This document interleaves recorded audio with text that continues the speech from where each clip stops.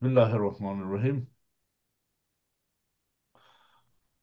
د لوی او مهربان خدای په نامه باندې د دې ونې خپرونه شروع کوو. ټولو معززو لیدونکو ته، خپلو ښاغلو مېلمنو ته، ټولو ته هرکلی وایم. ټول ستړي مه شئ، په خیر راغلی. دا خپرونه ستاسو خپله خپرونه ده. د هرې اونۍ غوندې موږ ستاسو په خدمت کې یو، او د وطن په بدو حالاتو باندې او په ښو حالاتو باندې موږ خپل نظریات وړاندې کوو، خپلې خبرې کوو، او غواړو چې زموږ خبرې ستاسو لپاره د ګټې وړ وي، خلکو ته استفاده وکولی شي. او ستاسو ملګرتیا هم په دې خپرونه کې زموږ سره یو لوی شرط دی، زموږ لپاره د زړه قوت دی. او نن د جولای د میاشتې 31 2025 کال دی. موږ په هره خپرونه کې د تېرې اونۍ په واقعاتو باندې یو لنډ نظر کوو، بیا د هغې نه وروسته د خپلې خپرونې په اصلي موضوع باندې راځو، په هغې باندې خبرې لرو.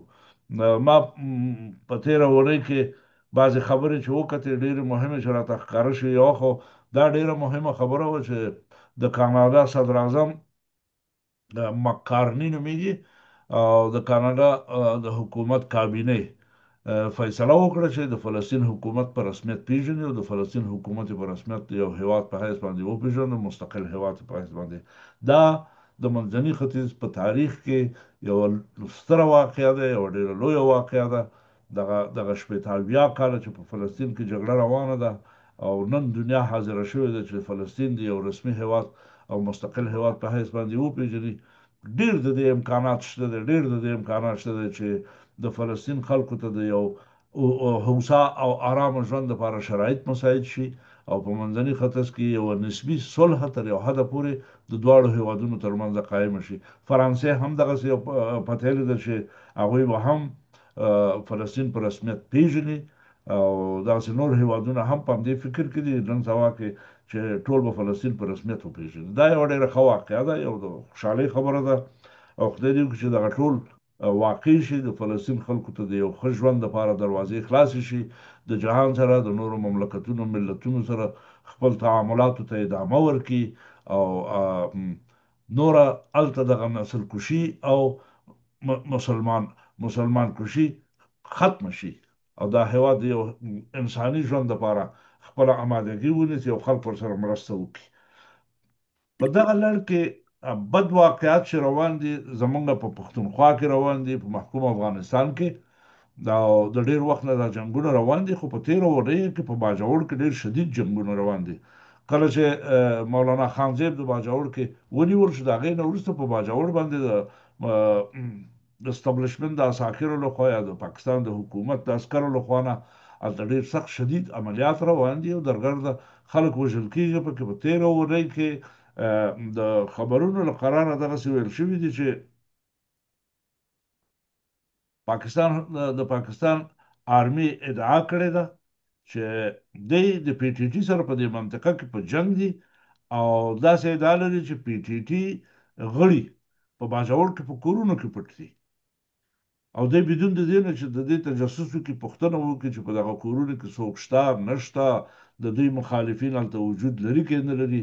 د هوا نه او د ځمکې نه د جنګ هلته روان دی، او باګناه او بېګناه خلک پکې درګرده وژل کېږي. د پی ټي ټي خلک چې دي هغه خو جګړه مار خلک دي، هغوی د خپل ځان په ساتلو باندې پوهېږي، د جګړې په تخنیکونو تکتیکونو پوهېږي، لکه آرمي چې پوهېږي. مګر د عوام خلک خو په هېڅ خبر نه دي بیچاره. دلته د یو چا خبر راغلی دی، نوم یې نه دی اخیستی، ویله ډېره شدیده جګړه روانه ده، او د آرمي عساکر چې دي ویله دا د خلکو په کورونو باندې ننوځي، او چې څه یې زړه غواړي هغسې کوي. ماشومان، ښځې، بوډاګان، سپین ږیري، ډېر خلک وژل شوي دي پکې. د آرمي ادعا لري چې موږ 11 نفره دغه وژلي دي، د پي ټي ټي خلک، او 24 تنه هم زخمیان کړي دي. بیا په دغې په څنګ کې پي ټي ټي ادعا لري چې موږ 7 کسه نظامیان وژلي دي. د دې دواړو په منځ کې چې دا جګړه روانه ده، عوام ولس پکې ډېر زیات تاواني شوی دی، او ډېره خساره دې خلکو ته رسېدلې ده. مرګونه په دوی باندې راغلي دي، کورونه د دوی وران شوي دي، ځمکې د دوی خرابې شوي دي، مکتب نشته پکې، د قحطي او فقر پکې بیخي اسمان ته رسېدلی ده. دا بد حالت یوازې د پښتنو په دې سیمه کې په باجوړ کې نه ده، دا په سراسر د پښتونخوا کې دغسې یو حالت روان دی. په بلوچو باندې هم دغسې بد حالت روان دی، په وزیرستان کې دغسې بد حالت روان دی. او د دې ټولو خبرو په څنګ کې بیا هلته ګوري سړی د پښتونخوا صدر اعظم فیصل کریم بیا هغه ویلي دی چې دا خو بد امني چې ده دا د هندوستان او اسرائیل او افغانستان د لاسه ده، دا په پاکستان په امورو کې ګوتې وهي او د پاکستان په خاورو کې ګوتې وهي.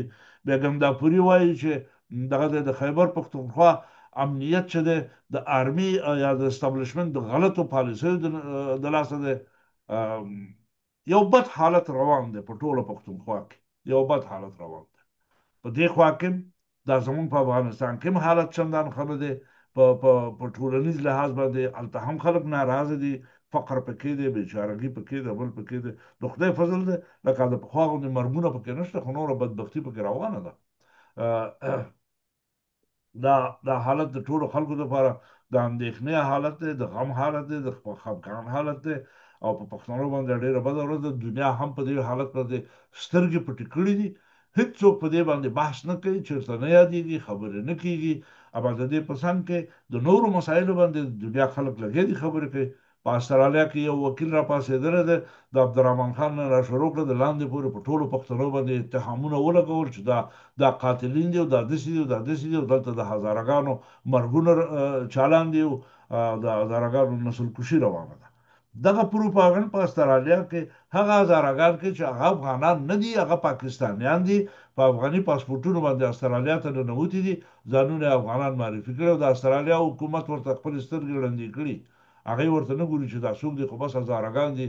دا حالت د افغانستان لپاره د نیک خبرې نه دي، او د افغانستان په آینده راتلونکو کې یا د آینده لپاره د نوو جنګونو لپاره پلانونه جوړېږي. او زه حیران دې ته یم چې د استرالیا د پارلمان یو وکیل څنګه دغسې احمقانه خبره وکړي او بیا دغسې احمقانه قضاوت وکړي.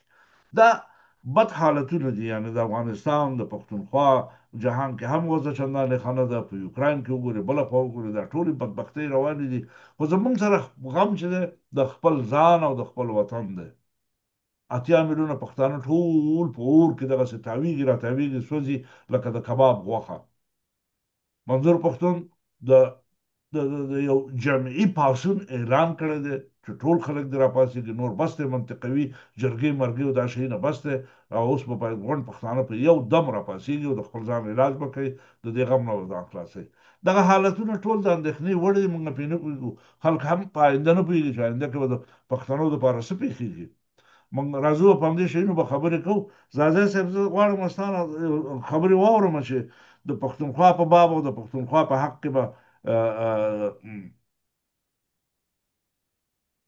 څه حالت را روان شي او خلک به څه فیصلې وکړي، دا جنګ به تر کومه پورې دغسې ادامه کوي او آخري نتیجه به د دې شیانو څه وي، پښتانه به یې څه وکړي، د پښتنو لپاره څه ضرور دي. سلامونه نیکې هیلې قدرمن عزتمن خادم صاحب تاسو ته، قدرمن عزتمن ګردیوال صاحب ته او که نور ملګري راغلي هغو ته او ټولو لیدونکو کتونکو ته وړاندې کوم. ګورې په نړۍ کې اوس چې د سیاست هغه هم د انساني سیاست ټغر ټول شوی دی. دا ټول ابرقدرته هیوادونه دي چې خپل جنایتکاره سیاست او د خپل اقتصادي او سیاسي ګټو لپاره پلي کوي. که دغه پاکستان د انګریزانو او د امریکایانو لخوا نه تمویل نشي، حمایت یې ونشي، دوی به هېڅکله دغه بشري ناروا جنایتونه په نړۍ کې نه ترسره کېږي. یا مثلا په پاکستان کې یا د زموږ په هیواد کې چې همدغه ایران او پاکستان اوس د مهاجرینو په وړاندې څومره بشري جنایت ترسره کړی دی. بله خبره دا ده چې دا د ستونزه چې په دې پس له 80 کالو یا د پاکستان د پیدایش نه د ستر ملت پښتون ته رامنځته شوله، د هند برتنوي د یو ستر ملت پښتون په 2 برخو وویشلو. دا ټوله د دغه غربي نړۍ سیاسي اهداف او سیاسي پلانونه دي چې 100 کاله پخوا همداسې دوام لري، راتلونکو 100 کالو پورې دوی د خپل پلانونه جوړي، د هغو پلانو په اساس باندې کار کوي. دا چې پاکستان اوس په خیبر پښتونخوا کې د پښتنو پر وړاندې دا لوبې جنایتکارانه لوبې تر سره کړي دي، دا عمدي و قصدي دي. دوی په دې شکل سره غواړي، تاسو وګورئ سم نه په خو دومره خبرې تقریبا 90,000 پښتانه دوی وژلي دي. او بل خبره دا ده چې زه نه پیږم چې د عدم تشدد ولې په دې پاکستان کې د پښتنو لخوا نه د پنجاب ته رامنځته شوی ده. پنجاب دی وجنې ته عدم تشدد ورته کوي. او واقع ته دویم چې هغه څوک چې ریښتینی د پښتنو ملاتړ کوونکي دي، د لارې بارو پښتنو یو ځای کیدونکي دي، هغه وژل کیږي. لکه همدغه مولوي خانزیب و ګیلمن و پسې نومونه د نور رایات نه وتل، دا چې ټول شهیدان شول، دا په رښتینې توګه د لارو بر پښتنو هغه. مګر دا یو شمیر چې اوس په پاکستان کې د پښتنو مشر دعوه کوي، لکه محسن داوړ و محمود خان اڅکزی و دا د ولی خان کړوسی د کلمسی د ایمل ولی، دا ټول د دغه پاکستان د استخباراتو یا د نړۍ د استخباراتو سیاسي غړي دي. دوی ته پیسې ورکول کیږي او په بعضې وختو کې خبرو کې د ګردیوال صاحب خبره سینه دربوي، اما عملا ټوله په دې هڅه کې دي چې څنګه د پښتانه له منځه یوسي او پښتانه ووژني. او له بله خوا نه تر څو چې کوزه پښتونخوا په خپله سره یو اتحاد ونه کړي او دغه پیژندل شوي مشران ته نور د یو ویښته قدر ته چې زه ورته سپږې ورږې وایم چې دوی د یوې کڅوړې ډالرو کلدارو غلامان دي، د دوی نه واټن ونه نیسي، دا بدبختي به په دې پښتنو کې جریان ولري. ول د دې لپاره چې د پښتنو له منځه وړلو لپاره او دا خپل همدغه پښتنو د زمینه مساعده کړې ده چې د ټي ټي پی په نامه په دې باندې دراله کې چې ټي ټي پی په 2009 کال کې جوړه شوې وه، اوس یې په طالبان باندې اړې چې ټي ټي پی په افغانستان کې ساتل کېږي. د افغانستان موږ ته ستر خطر موجوده. او دا اوس تاسو وګورئ چې په پاکستان کې دا جنایتونه چې کېږي او دا په اوس خبره اصلي دلته ده چې اوس تاسو وګورئ چې نسل کشي په غزه کې جریان لري، په سوریه کې څومره جنایتونه ترسره شول، په دې خاورمیانه هیوادو کې عراق، سوریه، لیبیا کې څومره جنایتونه ترسره شول، لبنان کې او افغانستان کې. دا د دې لپاره دي چې دوی دغه بشري حقوق چې دي څو تلې لري، هغه تله چې د دوی په ګټه یې د هغې نه کار اخلي. اوس مثلا ما مخکې مې یو مرکې کې ویل اوس ټرمپ را پاڅېدلی ده او ښې ګوري په خپلو سترګو چې څه نوع جنایتونه په دې نړۍ کې جریان لري. وایي چې زه ډېر نا امیده شوی یم چې ولې پوتین د اوکراین خلک وژني. مګر بلې خواته چې بیا را وګورئ دغه نسل کشي چې په غزه کې روانه ده، په 48 ساعتو کې 19 ماشومان د لوږې څخه ووژل شول. دغه غزه د خاور سره سمه شوله. سوریه کې ګورئ څه جنایتونه ترسره کړل. مثلا اوس په خپله همدغه ټرمپ که واقعا انسان ته، انسانیت ته، انساني مقام ته، انساني خیرت ته یا د نړۍ سیاسون درناوی ولري، دوی باید په نړۍ کې وسلې له منځه یوسي او نړۍ د انساني ټولنې لپاره باید جوړه کړي. د دې لپاره زما غږ په دې لرو برو پښتنو باندې دا ده، که غواړئ چې خپل راتلونکی نسل وژغورئ او خپل ځان وژغورئ او د لرو پر پښتانه سره یو ځای شي، هغه دا دي چې دوی په خپلو منځو کې باید متحد شي. اوس د چا په خبرو باندې باور کول هم چې هر څوک هر څه وایي باید سړی ونه کړي. زه خو په خپله د نړۍ په اوسني سیاست باندې باور هم نه لرم. دا یو شمېر سیاسي شنونکي چې دي د دوی په خبرو باندې هم باور نه لرم. موږ تاسې د هغه ورځ نه دا د څوم پروګرام جوړ کړی ده، هر ورځ په دې لرو برو پښتنو باندې چیغې وهو، غږونه کوو او ټول ته بلونه ورکوو. ټول په دې کومنټو کې ښې خبرې دې وکړې، داسې دې وکړې، وروره ما ښې خبرې یا د ګردیوال صاحب ښې خبرې یا د خادم صاحب ښې خبرې څه کوي؟ وروره راوځئ ډګر ته، ښې په سترګو ګورئ چې ټوله نړۍ ستاسې په خلاف ولاړه ده. دا مخکې خادم صاحب ته هم ویل چې په استرالیا کې د یو پارلمان یو وکیل راپورته شوی ده د ټولو پښتنو پر ضد باندې چې نسل کشي هزاره است. یعنې دغه نسل کشي په افغانستان کې چا وکړې؟ دا خو همدا ټولو ته معلومه ده چې په دې تېرو څو لسیزو کې همدغه امریکایانو د خپل متحدینو سره د شپږ څلوېښتو هیوادو سره افغانستان ته راغلل، د مغه جلادي جهادي جنایتکارو سره یو ځای وطن د خاور سره سم کړلو، ولس یې ووژل، په میلیونه انسانان یې ووژل. اوس خو د دغو ملاتړ کول دا په خپله یو ملي خیانت ده. د افغانستان څخه ووتل او افغانستان یې دغو بدبختۍ ته پرېښودلو. اوس چې امارت اسلامي راغلی ده، په افغانستان کې حاکم شوی ده، دوی هم بعض اشتباهات او تېروتنې لري.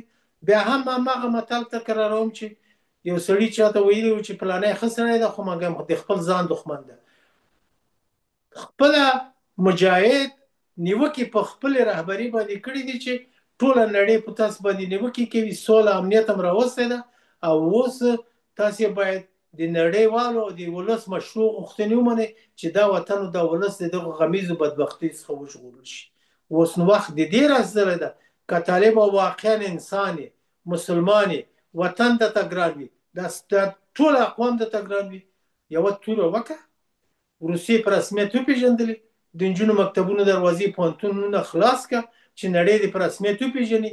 د دغو سپکو ورږو چې په دې نړیوالو خبري رسنیو کې لګیا دي، تمام ورځ د ستر ملت پښتون پر وړاندې سپکاوی کوي، سپکې خبرې کوي، د دوی خولې به هم نوره بندې شي، په نړیوالو سیاسونو خولې به هم بندې شي.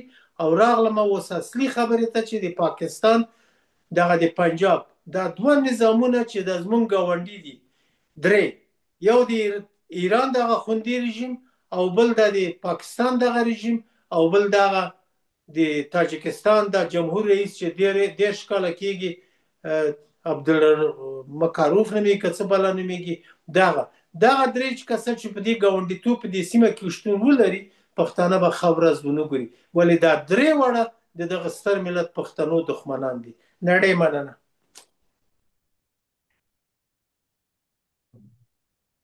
ډیره مهرباني زردا صاحب، ډیره مهرباني. دا یو حقیقت دی، موږ په خپل سیمه کې د خپل گاوند کې هغه دښمنان لرو چې د پښتنو سره دښمني لري، او د پښتنو په تباهۍ کې ټول مصروف دي، ټول ورته کار کوي، ټول. دا په پښتنو کې هغه یو لویه سیاسي نظریه چې ملي ګراهي ده، نه پرېږدي چې پښتانه په یو ملي تمرکز باندې سره موافق شي او یو مرکزیت ځان ته جوړ کړي چې هغې کې د خپل قوم د خپل وطن ملي ګټې وساتي. جنگ د پښتنو او د افغانانو په ملي ګټو باندې ده، په بله خبره نه ده. هره خوا کې هلته ثروت ده، دا غني منطقه ده، ډیره دا غني منطقه ده. په دغه غنا باندې جګړه روانه ده چې او په دې پوهېږي چې دغه غنا او دا ثروتونه چې په دې خاوره کې پراته دي، دا فقط یوازیني خلک چې ساتي هغه پښتانه دي، پښتانه یې ساتي. د نورو قومونو نه په زور هم اخیستی شي، په رضا هم ترې اخیستی شي، په دسیسې هم ورنه اخیستی شي، خو پښتانه د خپلې ګټې دا ملي ګټه ده، دا ساتي. په همدې خاطر باندې په پښتنو باندې د هرې خوا نه جګړه روانه ده، د هرې خوا نه پې ظلم روان دی، د هرې خوا نه ټکول کېږي، رهبر ورته نه پرېږدي. هغه څوک چې د قوم او د وطن چغه وکړي، لکه منظور پښتون، لکه ګیلمان، لکه مولانا صاحب خانزیز، لکه هغه بل تر اوسه بندي دی، د منظور پښتون ډېر تکړه ملګری، زما یې نوم علي وزیر علي علي وزیر، وزیر علي وزیر، دغسې اشخاص دا دوی نه پرېږدي، دا دوی نه پرېږدي. دا اوسنۍ خبره نه ده، دا د هغې ورځې نه دغه جګړه او دا حالت را روان دی په پښتنو باندې. کله چې روسان افغانستان ته راننوت او افغانان مهاجر شو، راغلو افغانستان ته، تاسو په دغه بخښنه غواړم پاکستان ته مهاجر شو، تاسو په پاکستان کې د افغانانو د پښتنو دا تاریخ وګورئ، څومره مرګونه هلته په داخل د پاکستان کې شوي دي، څومره شخصیتونه هلته وژل شوي دي. هغه ټول چې وګورئ پښتانه او ټول هغه خلک دي چې هغوی د افغانستان افغان او د افغانستان استقلال، خود ارادیت، ملي ګټې، دغه شیانو پسې ګرځېده او دا د دوی ایډیا او د دوی ساتل ورباندې فرض و. ټول هغه وژل شوي دي. دا سلسله روانه ده. افغانستان پاک که صفای که نور پکې څوک نه دی پاتې، دغسې واړه خلک پکې پاتې دي لکه دا موږ، زموږ مشران یې ټول ووژل. هغه خلکو چې کولی شو دې وطن ته نظریه ورکړي، هغه خلکو چې کولی شو دې وطن ته فلسفه ولیکي، هغوی چې کولی شو دې وطن ته او د ملت د راویښېدو دپاره د خپله ټوله انرژي وقف کړي، هغه ټول د منځه ویوړه. احصایې خپرېږي، ګورې تاسو ته معلومه ده، وایي چې په افغانستان کې څومره فیصده ځوانه طبقه موجوده ده. دې دلیل څه دی؟ ځوانه طبقه به خود موجوده چې پلرونه مړه شوي دي او اولادونه یې رالوی شو. څه په مستقیمه جګړه کې د روسانو سره مړه شو، څه په غیر مستقیمه جګړه کې تورن شو.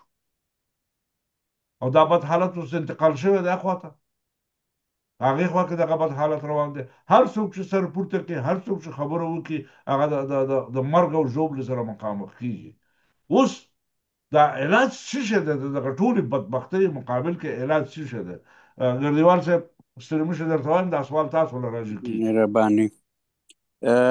د لوی او بخونکي خدای په نامه او د څاروان د نننۍ خپرونې ګډون کوونکو ملګرو ټولو اورېدونکو لیدونکو ته سلامونه او نیکې هیلې.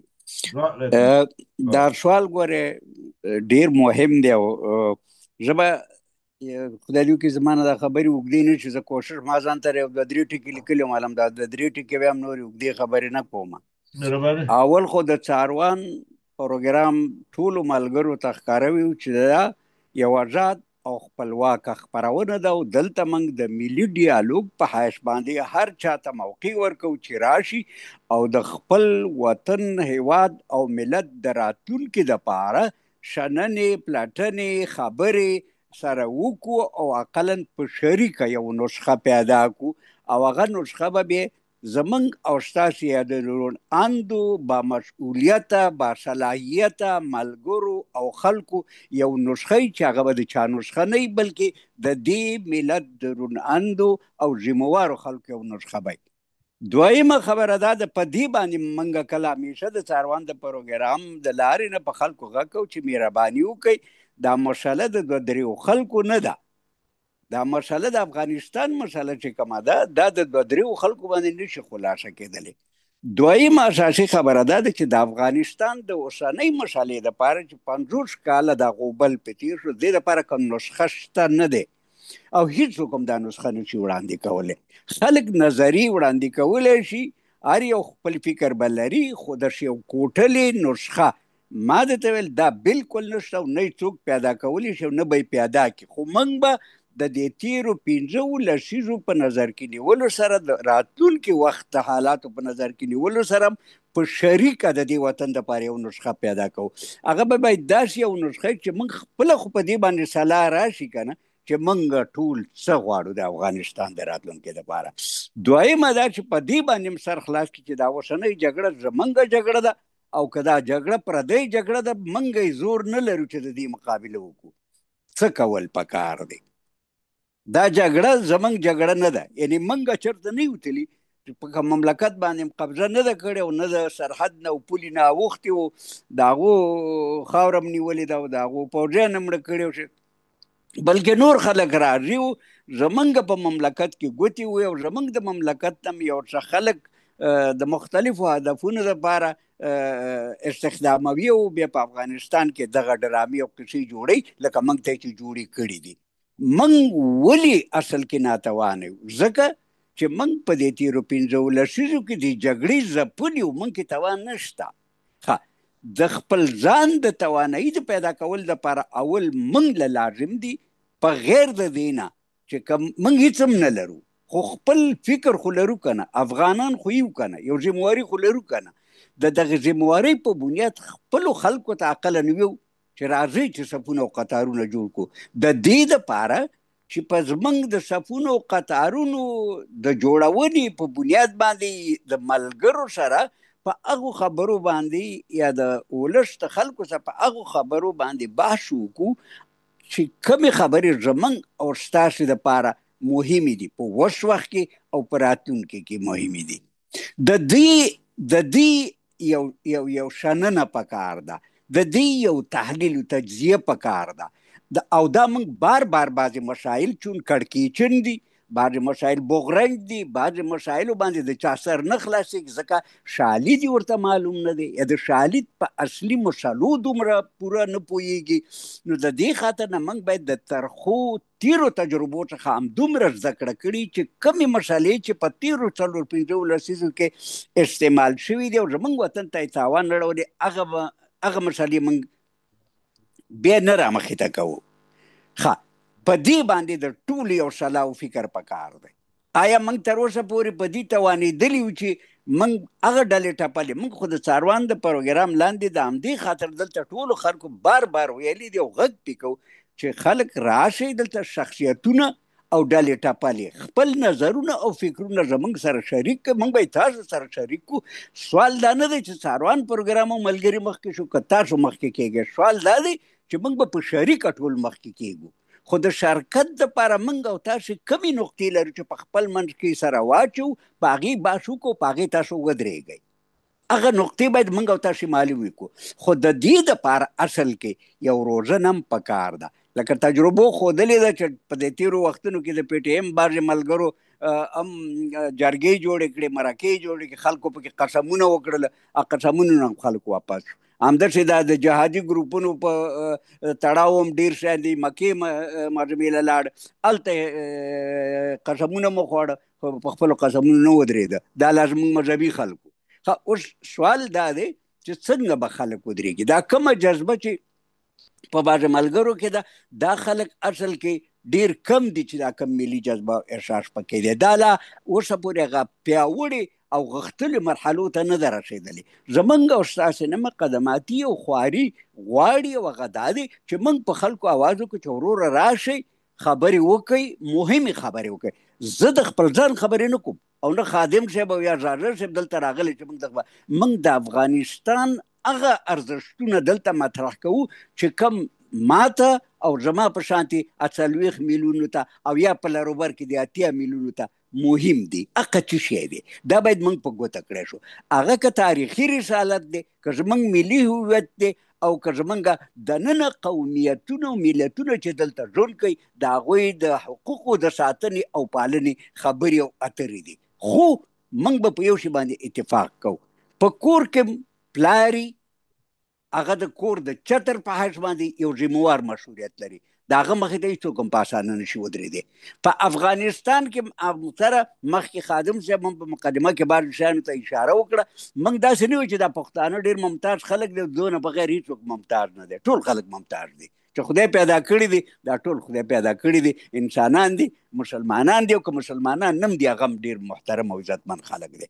خو یو څوک په دغه منطقه کې او په سیمه کې د ساتنې او پالنې یو زبردست رول لوبولی شي. او هغه موږ چې ویو د امونه تر اباسینه پورې په دغه سردرو او غرونو او دشتو کې چې کوم ملت پروت دی دا پښتانه دي. د دونه په غیر په دغه منطقو کې هېڅوک هم څه شی نشي سمبالولی. نو موږ د دې د خاطر نه وایو چې د پښتانه ګنې ډېر ښه خلک دي، دا نور ښه خلک نه دي. نه، بالکل نه، ټول ښه خلک دي. خو پښتون به د کور د یو مشر ورور په حج باندې خپله دنده او ذمهواري ادا کوي او هغه ته به په درنه سترګه کتل کوي او دا نور به اطاعت کوي. که چېرته دغه کار موږ ممکن کړ او د ملي ډیالوګ او د څاروان د پروګرام لاندې د نورو ملګرو د ډلو ټپل لاندې موږ دغسې یو هدف یا موخې ته ورسېدلو، زما باور او یقین دی چې موږ او تاسې یو قدم دو قدمه د افغانستان د راتلونکي لپاره یو مخکښه رول لوبولی شو. دویمه خبره دا ده چې اصل کې په لروبر کې د پښتنو نه په ملي کچه باندې ملاتړي شته او نه په بهر کې.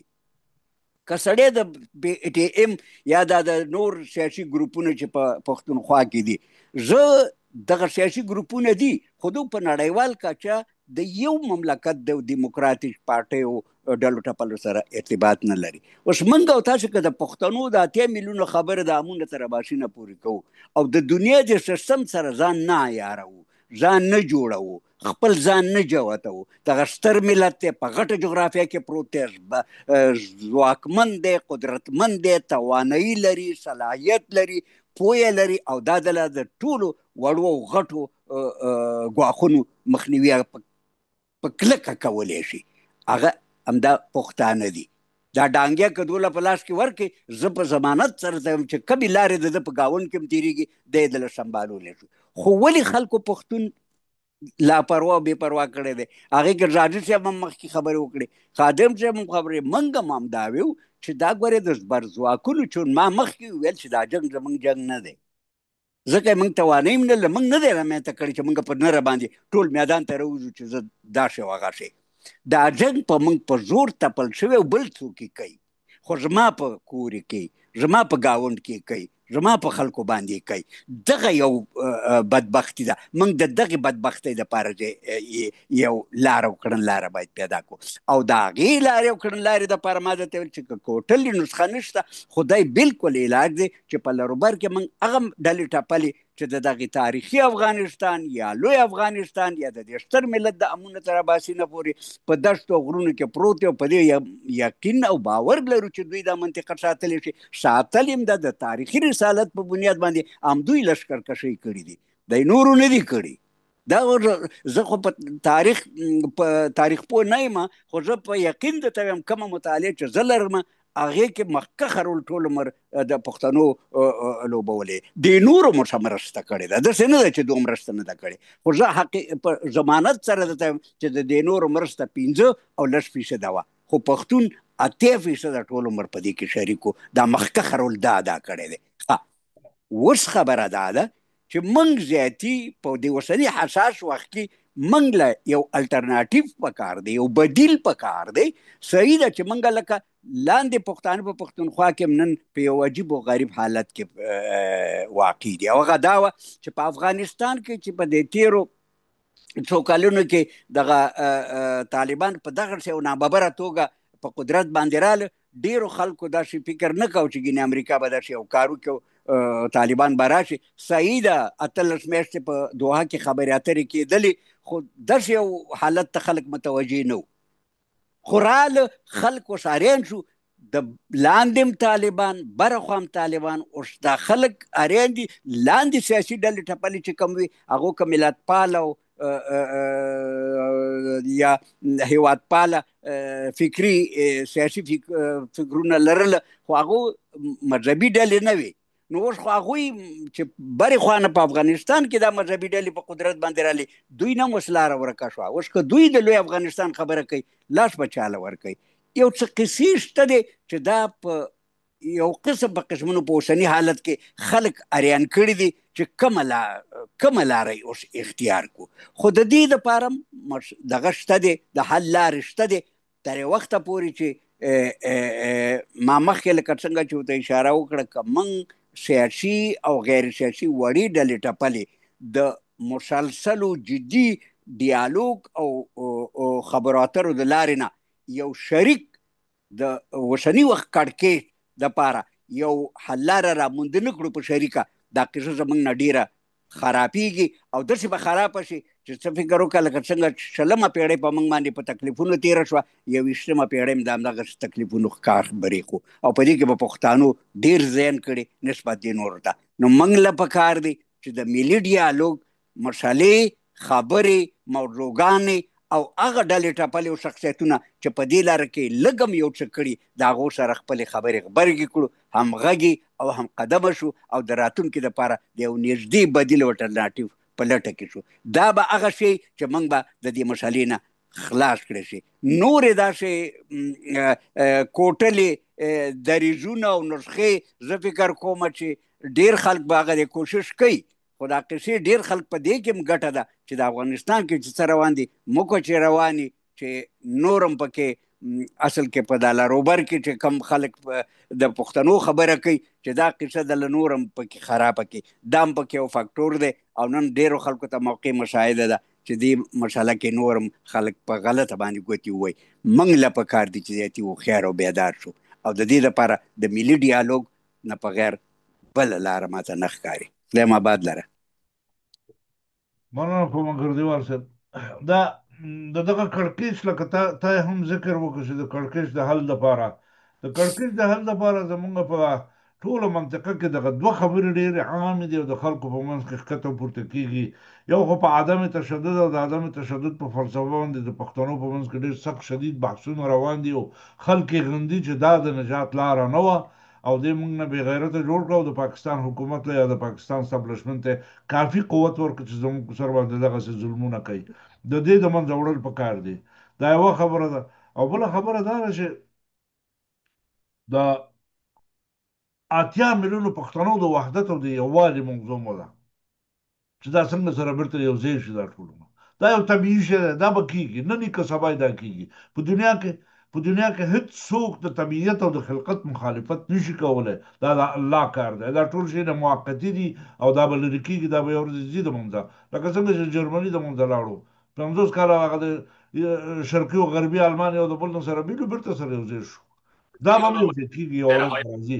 اوس سوال دا دی ګردیوال صاحب چې د دې کړکېچ دپاره که چېرته پښتانه د عدم تشدد د فلسفې په مخالفت راپاڅېږي او د تشدد مخه ونیسي، د داسې یو لوی قوي آرمي سره، د دې د عسکرو سره، د دې د پیسو سره، د تجهیزاتو او مهماتو او اسلحو سره، یو پښتون غریب بیچاره چې نه د ډوډۍ توان لري او نه ترانسپورت لري، چې د خپل اقلا د خپل د څه ورته وایي د غزا لښکر د جنګ صحنې ته ورسوي، دا نه لري، ټوپک نه لري، کارتوس نه لري. تاسو په خپله خبره کې مخکې اشاره وکړه چې د پښتونخوا ټول احزاب او ټولې ډلې ټپلې چې دي یو یم د بل مملکت سره یا د کوم بل حزب سره په بیرون د هغه خاورې نه تعلقات نه لري. ماته سوال پیدا دی، دا ډېر خلک دا پښتانه دې له تشویقوي چې پاڅېږئ اسلحه واخلئ او پاڅېږئ اسلحه واخلئ. او زه خپله د عدم تشدد طرفدار نه یم، ډېر شدید مخالف یم. خو دغه شرایط مساعد دي دې پښتنو دپاره چې دوی ټول اسلحه راواخلي او راپاڅېږي او په یو دم باندې یا الله اکبر کړي او مخ په شرق باندې ورمنډه کړي. خادم صاحب یو شی ګوره ډېر مهم دی، یو د خلکو خبرې دي چې خلک خبرې کوي. خلک د خیر په غونډۍ کینی او د ځان دپاره بس مسایل طرحه کوي د خپل دیدلوري په چوکاټونو کې. بنیادي خبره دا ده چې که چېرته رښتیا وشي عدم تشدد به په خپل ځای کې پرېږدو چې دا یو طریقه دا طریقه اوس وخت کې منګه په دغه حالاتو کې چې په لروبر کې پښتون پروت دی مخکې استعمال کو که نه ریتیو ته د پایټه کې ایښودل پکار دی. خو دویم سال بیا اوس دا دی چې که ته ټوپک راخلې، دا ټوپک چې راخلې د دې دپاره خلک ته آماده کړي د چا په مقابل کې راخلي، دا ټوپک د کوم ځای نه راخلي او د دې ټوپک د راخیستو دپاره داسې خو نه ده چې ما ټوپک راواخیست د خپل کلي مرغۍ به پرې ولم. دا ټوپک ما راواخیستو که دا جګړه اوږده شي د دې جګړې چې زه د چا اول دښمن مې څوک دی، څوک به پرې وهم او څوک به پرې ولم. دویم دا چې د دې جګړې دپاره به د راتلونکي وخت دپاره ذمهوار څوک دی او موږ په کومه لار باندې ځو او د دې خرچې مرچې آیا کوم مملکت سره موږ سیاسي غیر سیاسي د قومیتونو په بنیاد باندې څه روابط لرو چې عقل زموږ پشتي وکړي. دا لارې چارې خو معلومې نه دي که نه. نو چې معلومې نه دي موږ یو کندې ته ځان ورغورځو چې موږ ته هېڅ پته نه لګي چې د دې کندې نه موږ به بیا راپورته شو که راپورته به نه شو. دا خبره ته هغه وخته پورې دا ما چې ته ویل چې ملي ډیالوګ کې دوه خبرې ډېرې مهمې دي. هغه پکې دا مهمه ده چې موږ خپل دا مسالې چې کومې نن موږ ته راپېښې دي دا وچېړو، چې څېړلې چې په دې موږ پوه شو چې موږ ته په عدم تشدد کې ګټه نشته. بیا دا سوال دی چې ښه ټوپک راخیستل پکار دی او په ولس غږ کول پکار دی. د دغې ټوپک راخیستلو او د دغې غږ رهبري څوک په غاړه اخلي او د دې شاته چې کوم ملاتړ دی هغه څوک دي. او زموږ به په دې دا جنګ خو داسې نه دی چې که موږ ټوپک راواخلو نو بس 2 ورځې به بعد مسله حل شي. کېدای شي دا جګړه موږ سره څوک په دې جګړه کې ودرېږي، هغه کم خلک دی، هغه کم هیوادونه دي او رښتیا به موږ سره ودرېږي او که موږ هم چېرته د کندې ته ورټېله کړي دوی اخر به بیا څه کوو؟ نو موږ خو په زور ځان له کنده وکتله که نه. په کارخونو چې موږ دا کار کړی. موږ د ملي ډیالوګ په چوکاټونو کې چې ما درته ویل 2 شیان اساسي دي. یو هغه دی چې خلک فیصله وکړي چې دویم بیا چې موږ د جنګ فیصله کوو. موږ بالکل باید په دې باندې سر خلاص وي چې څوک د دې جنګ پلوي دی او د جنګ مخالف زموږ څوک دی او د چا سره به موږ جګړه کوو او دا جګړه که اوږده شي د دې تاوان به د چا په غاړه باندې او څوک به دا خرچې کوي. په دې پوره پوهېدل لږ پکار دي. اوس که ما درته د سیاسي یا غیر سیاسي ډلو ټپلو خبره وکړه هغه په دې بنیاد هم وه چې ډېر ممالک شته دی چې هغوی سره د سیاسي ډلو ټپلو په بنیاد باندې چې یو دیموکراتیک فکر لري، یو د سیمې د وطن د هیواد د بعضې نور نظر لکه مثلا دا د جرمني د شنو پارټي ده هغه بس طبیعت او چاپیریال دپاره چې څوک خواري کوي او منډې راوړي هغه ورسره رابطه پیدا کوي. موږ پښتانه په لروبر کې چې دا خبره کوو موږ چېرته یو؟ زموږ د چا سره رابطه ده؟ د کومو هیوادونو سره په کومو روابطو باندې ولاړې رابطې دي چې هغه موږ رښتې د دې بحران او د دې لانجو نه بچولی شي؟ هغه موږ ته لا اوسه پورې پوره معلومې نه دي یا نشته دی. او زمونږ که دا کار کوو موږ له مخکې دا هم پکار ده چې موږ د دې مسایلو دپاره یو مشرتابه یو ګډه مشرتابه او یو ګډه ملي طرحه چې زه همیشه دې شیانو باندې اشاره کوم دا موږ له پکار ده د یو ګډ ملي ادرس سره.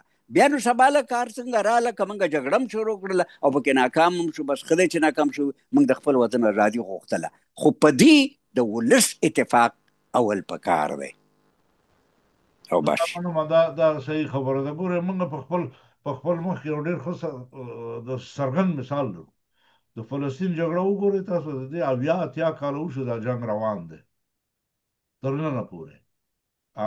موږ د غزې حالت په خپلو سترګو وکاته او هغه بمبار چې په غزې وشو په دویم جنګ کې ولاکه شوی جهاني جنګ کې او هغه مړي چې په غزه کې وشو په تناسب چې وګورئ دویم جهاني جنګ کې دغسې مړي نه دي شوي دومره قتلونه پکې ونه شو. د ښځو د ماشومانو د غزې د ورانېدو دا ټول حالت موږ په سترګو ولیدو. 80 کاله جنګ په 80 کالو کې د په میلیونونو انسانان قرباني ورکول آیا پښتانه دې له آماده دي؟ اوس هم سر او اخر نه دی معلوم او که نه آیا پښتانه آماده دي دغه جګړې دپاره؟ بلکل 80 کاله وجنګېږي 80 کاله نور وجنګېږي د دې جنګ مصارف د دې جنګ اسلحه د دې جنګ قربانۍ دا اولادونه دا انسانان خو چې دا میندې لویي د دې دپاره خو نه لویوي که نه. نو زه ستاسو د خبرو تایید کوم چې تر څو یو صحیح ملي هغه ختمه شي موجوده نه وي دا خلک چې د جګړو خبرې کوي او د دې خبرې کوي او د هغې خبرې کوي دا زمونږ خبرې خلک غلط تعبیر نه کړي. موږ هغه د واقعیتونو بنیاد راغواړو چې راوسپړو هغې باندې بحث کوو. موږ د دې پښتنو یو ځای کېدل غواړو. موږ دغه موضوعې حل غواړو. موږ د پښتنو حقوق غواړو. موږ پښتنو ته ازادي غواړو. موږ په پښتنو کې یووالی او اتحاد غواړو که دا د هر چا په ضرر وي دا غواړو. دا زموږ غوښتنې دي خو هغه د واقعیتونو بنیادونه څېړل لکه څنګه چې ګردیوال صاحب تا وویل دا یوه ضروري خبره ده چې باید سړی وڅېړي او دا زما کار ستا کار نه دی دا د دې ټول قوم کار دی د دې ټول قوم د مشرانو د رهبرانو کار دی چې دوی دا شی د وڅېړي. زه داسې فکر کوم چې منظور پښتون او د منظور پښتون ملګرو په دغه مسایلو باندې فکر کړی دی. داسې نه ده چې دی هسې ایله جاري راپاڅېد او هله راځئ چې ځو او ازادي اخلو پلان دی داسې نه ده خبره.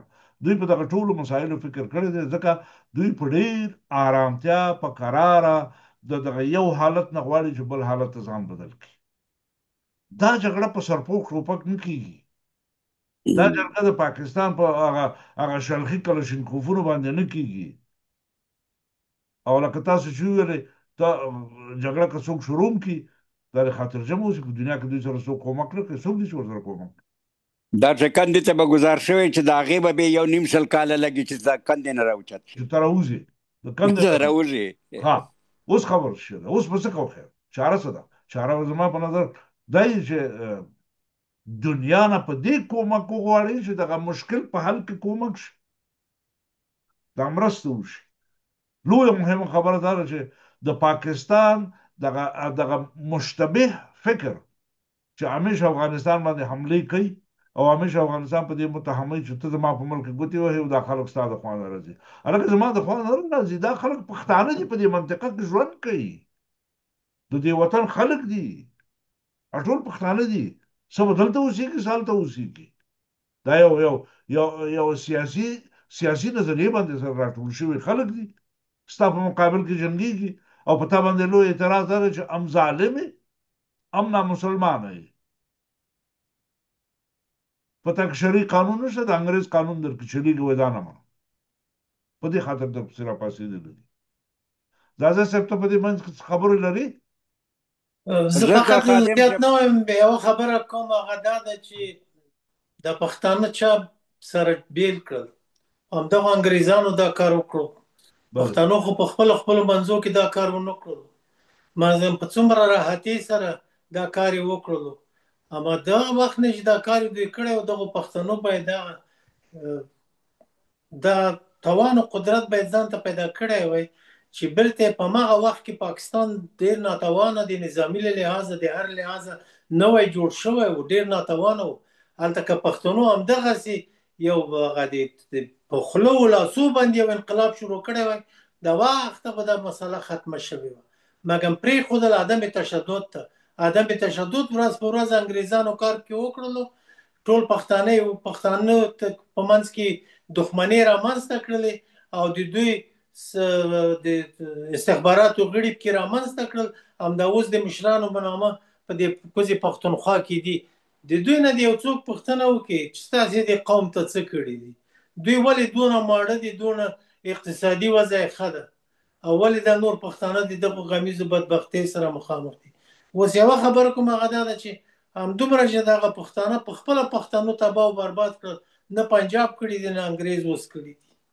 خپل منځو کې که دوی واقعا پښتون ته پښتون قوم ته درناوی لري، همدا سر لننه دی دا پرېکړې وکړي چې په دا ټولې کوزي پښتونخوا کې دي دا ټوله دوکانونه تجارتي دي که هر څه دي دروازې دي بندې کړي، هغه ماموریتونه دي هر څوک چې دي هغه دي نور په خپله به نړۍ پوه شي چې ولې دغه مظاهرې په پاکستان کې روانې دي، علت یې څه ده.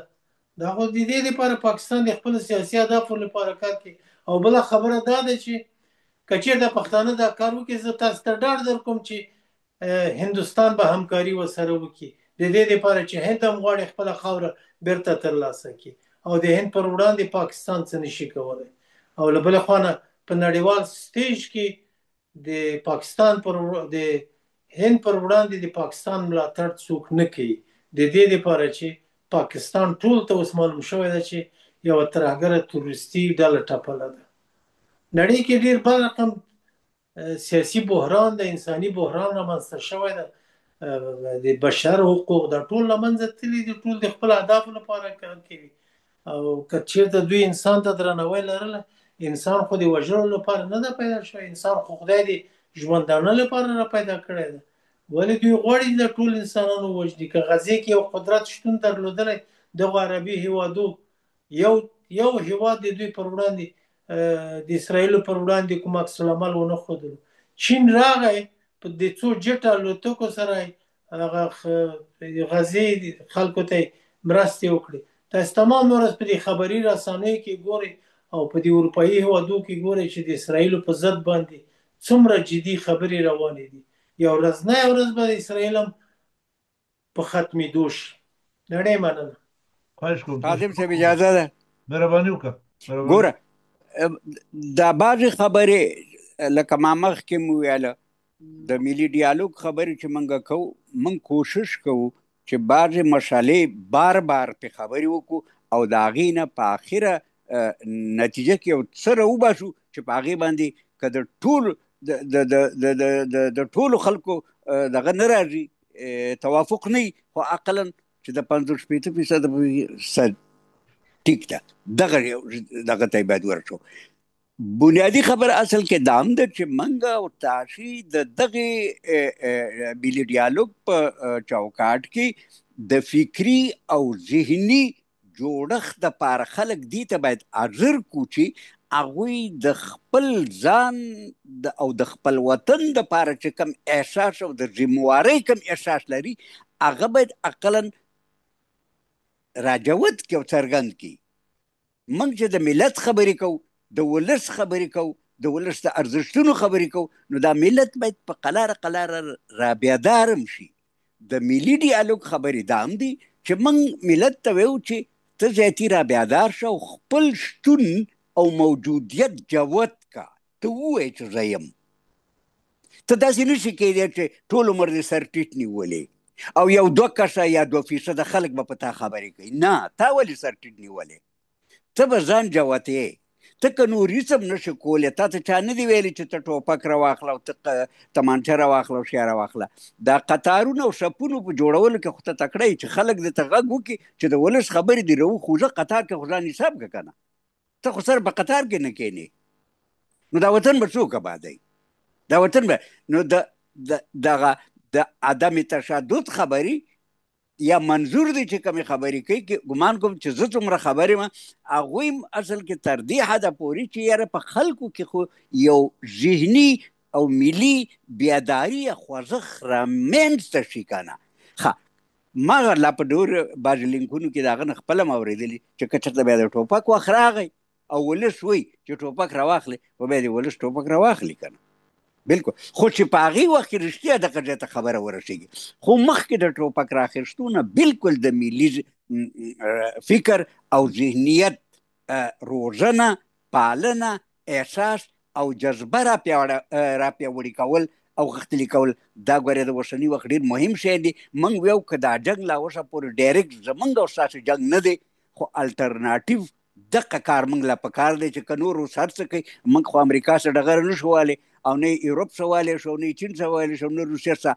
خو موږ باید د دې 8 میلیونو په منځ کې چې زر کم ځواک او کم قدرت وینو هغه ته ویو چې ته را بیدار شه او اقلا خپل شتون جوت کا دکه د خپل شتون جوت کا ته بیا ګوره چې همداس بر ځواکونه راځي او دته بیا وایي که نه چې وروره موږ څه وکړو ته موږ ته ووایه ځکه دا د ده وطن دی دا د امریکایانو هم نه دی دا د اروپایانو هم نه دی دا د چینیانو ماماګان هم نه دی او د روسیانو ماماګان نه دی دا موږ چې ویو چې د امونه تر اباسینه پورې په دې دشت او سردرو کې پښتون اوسېږي دا د همدې خړو پښتنو وطن دی یا د نورو افغانانو وطن دی او په شریکه وطن هم دی بس ګردیوال صاحب ستاسو خبرې ډېرې سمې خبرې دي خو یو شی چې په پښتنو کې او د پښتنو په سیمه کې د پښتنو په سیاست کې د پښتنو دښمنانو ښه پاللی دی او ښې روزلی دی هغه دا دی چې خپل دوکانونه سیاسي په دې کې خلاص کړي دي د دې دوکانونو بندېدل د هر څه نه مهم دي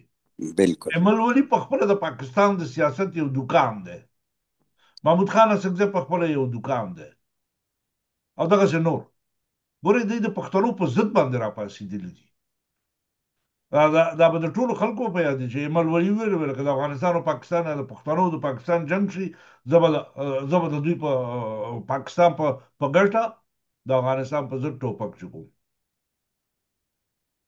او هغه خبره چې نن سبا کې د محمود خان د خولې نه راووتې او خلک کوي او کاکړ یې پکې یو څو میاشتو دپاره د پاکستان صدر اعظم مقرر کړی چې اوس لندن کې بندي دی په دغه باندې څه ورته وایي په فراد او په غلطیو نیول شوی دی دا ټولې قابل د بحث دي دا خبرې دا هغه خلک دي چې د پیسو د خاطره د پښتنو هغه اصلي حرکت مخه نیسي او دا خبره د نن نه ده چې د نن نه ده دا ډېرو پخوا زمانو را روانه ده د شاه زمان د وخت نه دغه کیسې روانې دي د اعلی حضرت شاه زمان د هغه وختونو نه او د هغې نه لا پسې لږ وړاندې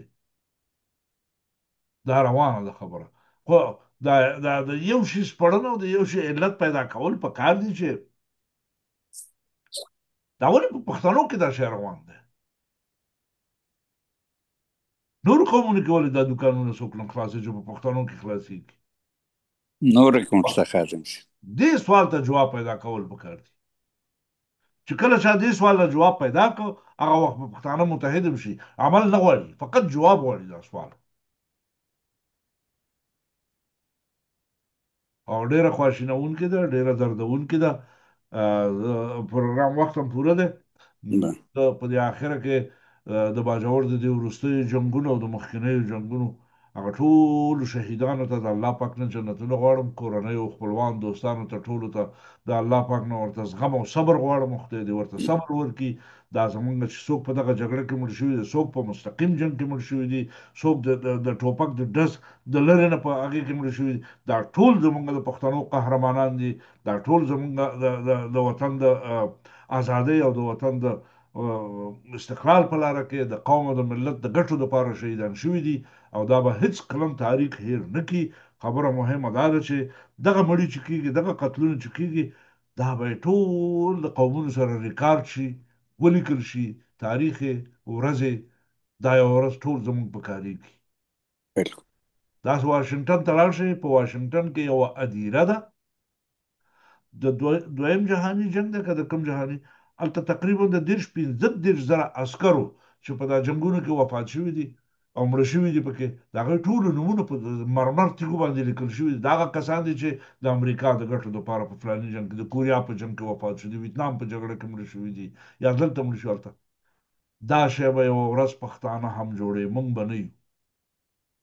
او دا ضرورت دی، دا باید جوړ شي. دا ډیره مهمه خبره ده. نور نور نو خبره نشته، که نور څه خبره نه لري خو بالکل زمونږ وخت پوره دی. د الله پاک نه ټولو ته ښې ورځې غواړم، خدای تاسو ټول کامیاب او سرفرازه لري. دا یوه خبره مه هېروئ زما ورونو، زما پښتنو ورونو، دغه خپرونه ستاسو خپله خپرونه ده. برخه که پکې نه اخلي، دا د خپلو ملګرو سره خو دا زمونږ خبرې ور ورسوه، دا به ورته شریک کړه. یو سړی خو به زمونږ په دې خبرو پوه شي چې دغه خلک څه وایي، که نورې څوک پرې پوه نه شي. 10,000 کسانو کې یو سړی خو به پوه شي که نه، په 15,000 کې به یو پوه شي، دوه به پوه شي. دا غټه کامیابي ده.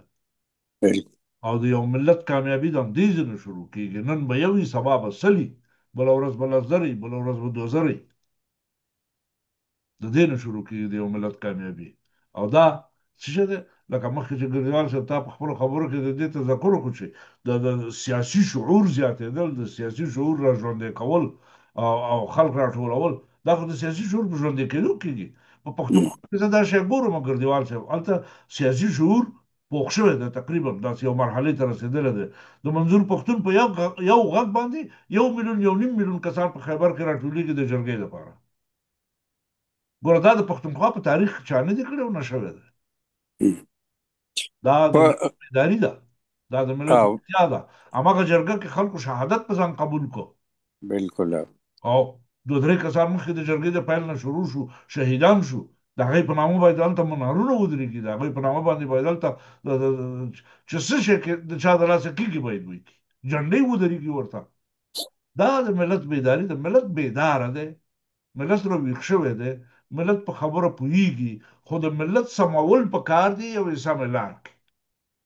اوس یې رهبري په کار ده چې کومه خواته یې سوق کړي، په هغه لاره یې سوق کړي چې ملت غرق نه شي. دا یو د خلک ډېر دغه خبرې کوي چې هلې هلې هلې هلې. دوی داسې فکر کوي چې لکه هغه پخوانۍ غزاګانې چې د غزني نه به محمود غزنوي د یو څو آسونو سره او لښکرو سره به پیاده را روانو، الله اکبر، په ډیلي کې به ودرېده. هغسې نه ده. دنیا بل رقم ده. د دنیا سیاسي روابط هم بل قسم دي، سیاسي حالات هم بل رقم دي. ټولو ته د الله پاک نه ډېر راتلونکي ښه ونې غواړم او خدای مل ډېر مهرباني. او انشاءالله تعالی چې ګورو چې په آینده کې که موږ ژوندي یو بیا به ستاسو په خدمت کې یو بله خپرونې سره. خدای مو روغ جوړ آباد خاک لره. ډېر مهرباني. خدای په امان. خدای په امان. السلام علیکم. السلام علیکم.